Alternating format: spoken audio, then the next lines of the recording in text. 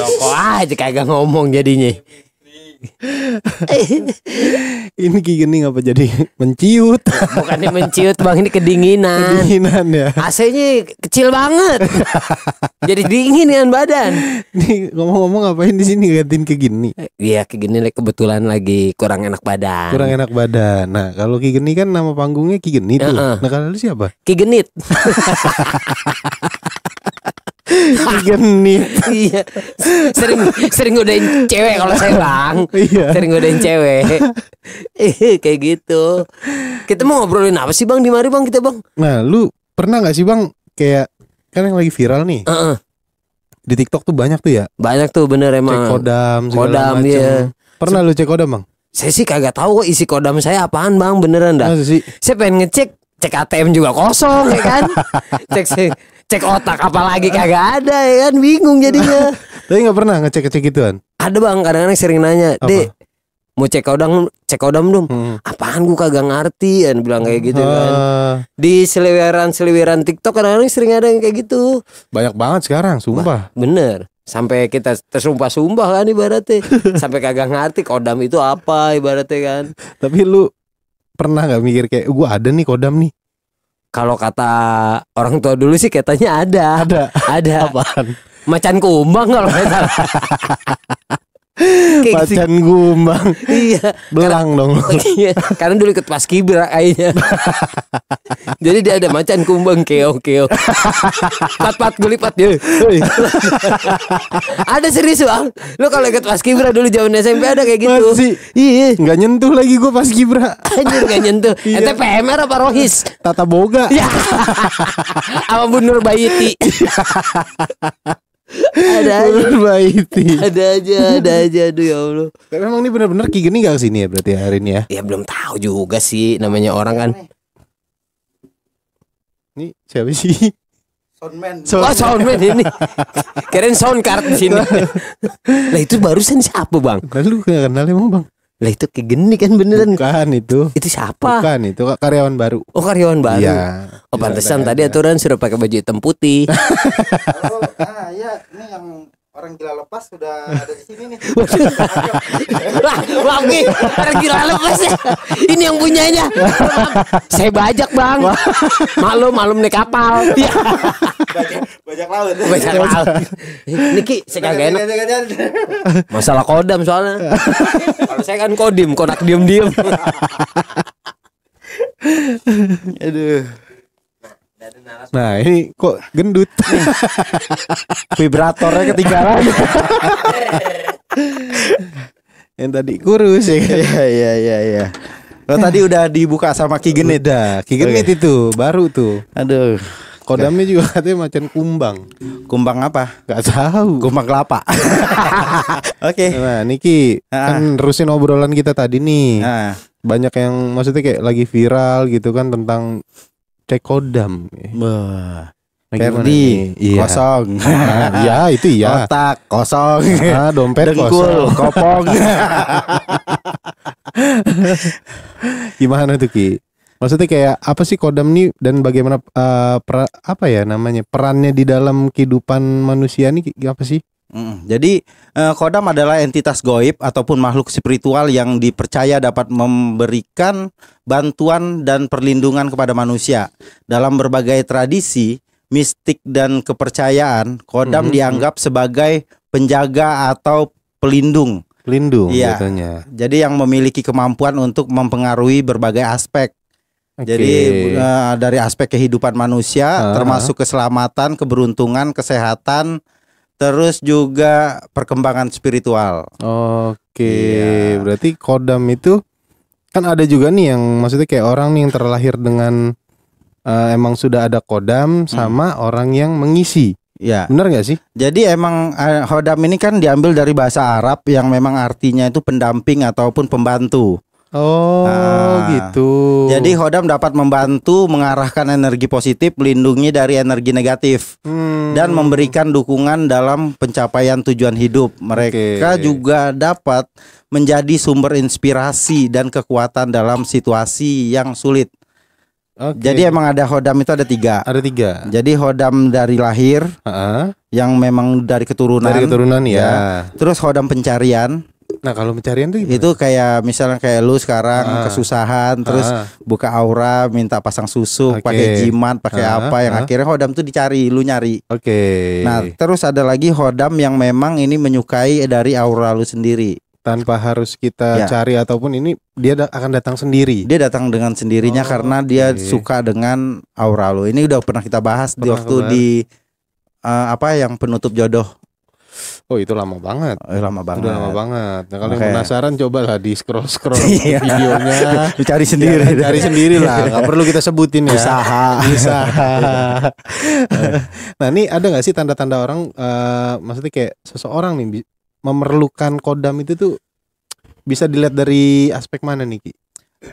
Kalau orang penyatuan dia sama kodamnya. Jadi kalau untuk dari keturunan biasanya seperti misalnya gue punya kakek, terus gue punya bapak, dan gue ya kan. Ya, itu. Nah jadi dia mencari energi yang sama, frekuensi yang sama dan sifat watak yang sama, baru dia bisa turun. Nah dari beberapa kakak beradik belum tentu mereka semua mendapatkan hodam yang sama. Itu hodam turunan namanya. Beda-beda. Kodam tanjakan nggak ada? Berat. Aduh gempa. Terus kalau itu tidak perlu dicari, karena memang sudah dia sesuai dengan sanatnya. Jadi emang benar-benar memang dia mengikuti frekuensi yang sama dengan pemilik pertamanya. Biasanya dari bisa jadi pusaka, keilmuan, jimat-jimatan, itu hodamnya akan mengikuti turun-menurun. Nggak mesti ke badan berarti. Nggak mesti ke badan. Jadi setelah itu kan ada hodam turunan, hodam ataupun hodam leluhur. Terus ada lagi namanya hodam pencarian. Hodam pencarian itu bisa dibilang hodam yang memang kita prosesnya itu ada yang dimandiin, ada yang menghafalkan surat-surat atau perafalan-rafalan. Terus ada yang kita memang dikasih jimat, terus ada kayak namanya apa, ijab kabul.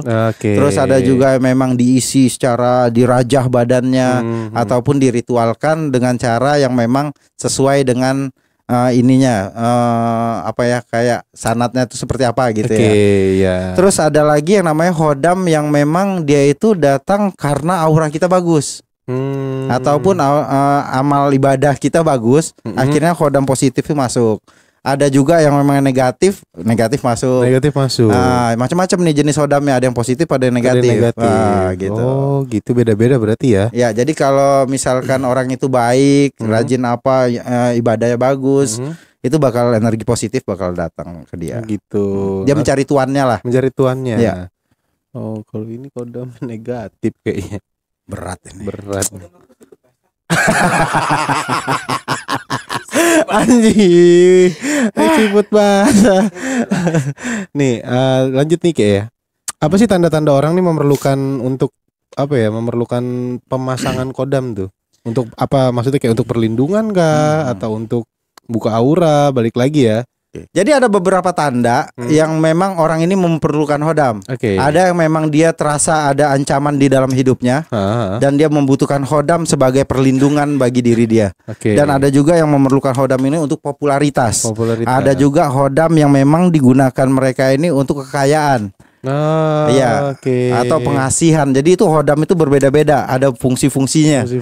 Terus juga penyatuan itu kan ada juga yang untuk kebal, anti tembak, anti bacok, anti hujan. Nah kalau kebal tuh kan anti bacok ya, tapi dipukul sakit kan ya? Sakit. Soalnya mantranya cuman haram tubuhku dimakan besi dan haram tubuhku dimakan api. Oh, kalau kena tangan beda. Enggak beda, tetap bengkak. Biru.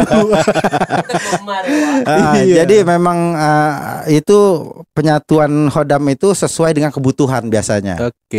Makanya banyak jenis-jenis dan item-itemnya kalau di perdukunan jual hodam. Oh iya ya. Iya. Jual beli kodam. Iya, nih jual beli tuyul balap loh.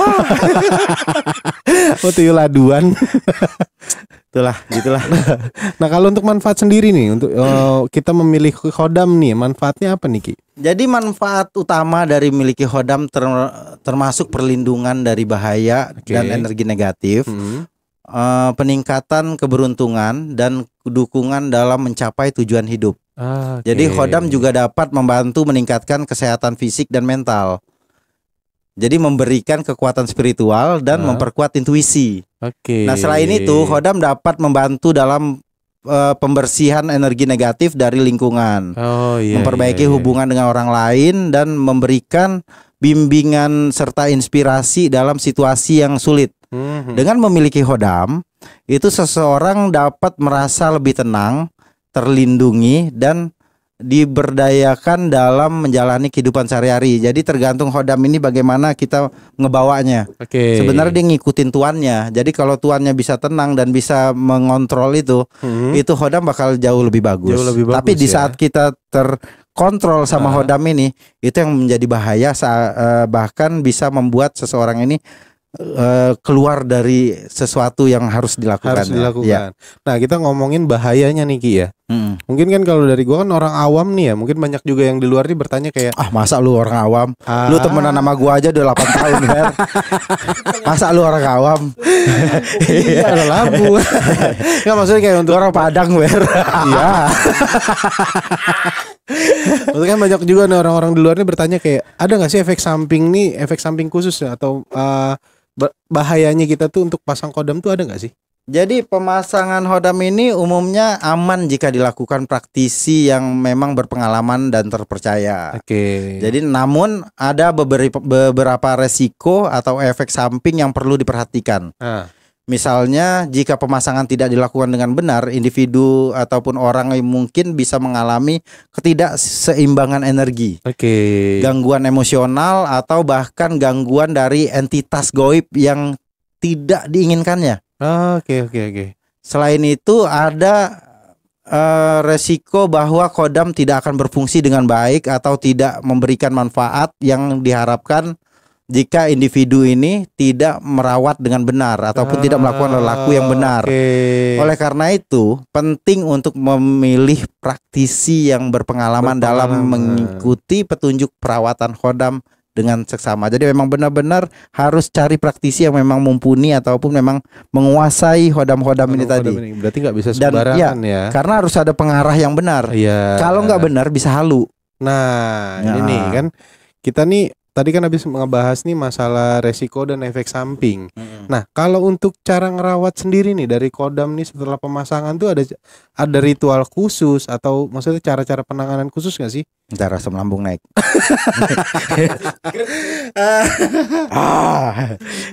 Jadi merawat khodam setelah pemasangan melibatkan beberapa langkah penting. Pertama, individu harus ataupun orang ini harus menjaga hubungan yang baik dengan khodam melalui doa ataupun meditasi rutin. Ataupun mereka ada lelaku yang memang sudah dikasih tahu sama mbaknya. Ijab kabulnya ya, sesuai ijab kabul awal. Terus ada tata cara perawatan. Terus ini membantu memperkuat ikatan spiritual dan memastikan bahwa khodam tetap aktif dalam memberikan bantuan.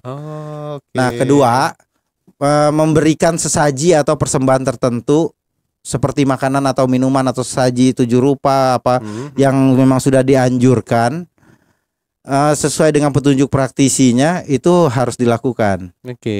Ketiga, menjaga pikiran dan perilaku tetap positif serta menghindari energi negatif atau tindakan yang dapat mengganggu khodam. Contohnya jangan kalau sudah lu pakai khodam, misalnya khodam positif, lu pakai enak-enak, lu pakai itu gitu-gitulah nakal-nakal, tuh khodam bakal ngikutin jadi negatif. Selain itu, melakukan ritual pembersihan energi secara berkala itu harus dilakukan, seperti mandi garam untuk penetralisir ataupun membersihkan aura negatif. Terus penggunaan kayak ada macam-macam lah, kayak ada kristal atau apa untuk keseimbangan energi dan memperkuat hubungan dengan khodam. Jadi sebenarnya kalau lebih baiknya lagi mungkin kayak lebih mengontrol emosi, mengontrol diri, jangan sampai kita dikontrol sama khodam. Nah, kalau untuk khodam sendiri nih bisa dilihat atau dirasakan secara fisik gak sih? Kalau khodam sendiri itu bisa dirasakan, karena sosok khodam itu kan energi dan dibilang di situ gaib. Jadi gaib itu dirahasiakan ataupun disembunyikan. Tapi itu bisa dirasakan. Energi itu ada, kalau kita belajar yang benar, itu energi hodam itu ada vibranya. Oh gitu. Iya, jadi vibrasinya itu ada tanda-tanda ini negatif, terus ada hawa panas atau gimana, itu ada tanda-tandanya. Oh, berarti ada tanda-tanda khusus ya. Jadi kalau misalkan dia divisualkan secara intuisi ataupun sixth sense, itu bisa berbentuk macam-macam. Oke. Dia bisa berbentuk apa saja yang kita pikirkan. Tergantung pikiran kita balik lagi. Pikir kita, ya. Oh gitu. Nah, ada nggak sih nih kalau misalkan kan ada orang mau memasang kodam nih, ada ritual khusus nggak yang perlukan lakukan sebelum pemasangan kodam ini nih? Jadi pemasangan hodam itu tergantung hodam apa yang mau lo ambil, mau babi ngepet atau yang lain ya gitu. Kalau energi positif biasanya harusnya adanya pembersihan dari energi negatif dulu di badan kita, seperti ritual mandi 7 rupa ataupun air garam atau yang lainnya. Dan itu dibutuhkan memang ketenangan dan ada ritual-ritual tirakat tertentu yang harus dilakukan sehingga penyatuan nantinya energi positif ini bisa menyatu dengan baik dan dimanfaatkan dengan baik. Nah, kalau misalkan setelah pemasangan ini nih, gimana cara kita mengetahui bahwa kodam itu sudah terpasang dengan baik dan benar? Intinya memang kita harus mencari sumber ataupun spiritual ataupun supranatural, praktisi supranatural yang mumpuni, yang memang benar-benar kita anggap ini sudah layak. Terus kita percayakan semuanya. Sebenarnya nggak perlu lu tahu tanda-tandanya lu bakal ngerasa dapat penampakan apapun atau dari mimpi, itu nggak penting. Nggak penting ya. Di saat kita mempercayakan sesuatu hal kepada praktisi dan praktisi udah melakukan sebaik mungkin dengan tata cara yang benar, itu udah otomatis kita membutuhkan manfaat sebenarnya. Lihat aja perkembangannya selama lu pakai hodam apa. Nanti begitu ada tanda-tanda yang memang tidak enak yang lu rasakan setelah pemasangan hodam ini, baru lu tanyakan lagi, ini kenapa? Ada yang salah kah? Biasanya setelah pemasangan hodam ataupun sebelum itu sang praktisi supranatural ini akan menjelaskan dulu. Hodam ini seperti apa, kita harus berbuat seperti apa, kita harus berlaku seperti apa, itu akan dijelaskan. Tata caranya semua dijelaskan ya. Jadi nggak ada tanda-tanda khusus. Kalau gue bilang ada tanda-tanda khusus, takutnya membuat seseorang jadi halu. Sugesti bermain ya. Oke, nah setelah dipasang nih, misalkan ada beberapa orang yang ngomong kayak, Ki, bisa nggak sih kodam ini gue pindahin nih atau dilepas setelah dipasang? Itu gimana tuh? Nah, jadi hodam ini sebenarnya bisa dilepas, apalagi hodam yang memang berpengaruh buruk terhadap jodoh. Jadi ada jin yang memang dia nempel ke kita, itu saking senangnya dia sama energi kita, dia menutup jodoh kita karena dia menganggap kita udah kesayangannya. Iya. Itulah yang harus dibersihkan. Jadi apa? Jadi belok. dan itu juga harus dilepaskannya dengan tata cara yang memang sesuai dengan keilmuannya. Jadi misalnya dia rawa rontek ataupun rawa belong gitu kan. Jadi itu harus harus dibersihkan dengan cara yang sama. Dan memang yang harus orang mumpuni, sama halnya seperti melepaskan santet, susuk, itu harus dengan orang yang memang sudah menguasai keilmuan itu sendiri. Oh, berarti nggak bisa sembarangan. Nggak bisa sembarangan. Nggak bisa sendiri juga. Ada yang bisa sendiri, tapi tergantung bagaimana di awal ataupun sesudah kalian memasang hodam itu, peringatan apa, warning apa, dan tata caranya bagaimana itu pasti sudah dijelaskan kalau kalian bertemu dengan praktisi yang benar. Tapi bukan gua ya, bukan gua nganggap gua paling benar ya, tapi emang gua benar. bisa gitu ya. Jadi kalau ada yang kata orang cek hodam, nah itulah kadang menjadi menggiring opini seseorang menjadi halusinasi. Suges halu ya. Bubur halusinasi. Kurang lagi. Jadi emang benar-benar begitu lu udah penyatuan hodam, udah jangan terlalu difikirkan. Karena kalau kita terlalu memikirkan hodam kita apa, kita dari keturunan siapa, jadi ribet. Lu lupa untuk kerja, lu lupa untuk berkarya, lu lupa untuk makan. Ya akhirnya lu ngasih makan hodam, lu nggak makan gitu loh. Iya lagi. Kopi terus. Minum es kopi terus. sampai tidur aja saking halunya. Bantal ada ajak ngobrol, bantal. Saya mau tidur. Itu dah. Lu. Jangan disenggol, diserempet. Iya. Oke, kabar gembira datang dari sini. Dari sini ya.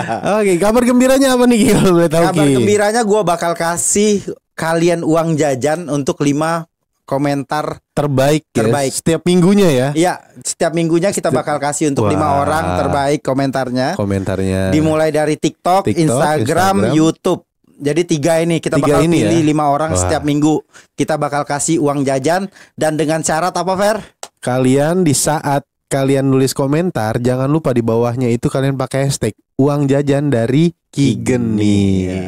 Itu salah satu syaratnya ya. Kalau misalkan kalian komentar menarik tapi nggak ada itu, nggak kita pilih. Nggak kita transfer. Dan nanti uangnya bakal orang yang terpilih itu bakal di DM langsung atau hubungi langsung sama admin kita. Ya. Dan akan langsung diminta nomor rekening dan langsung ditransfer. Ya. Nah, bukan berupa duit juga kali Ki ya. Mungkin ada merchandise-nya ya. Kok repot? Kita bakal kasih merchandise. Itu sebulan sekali. Sebulan sekali ya.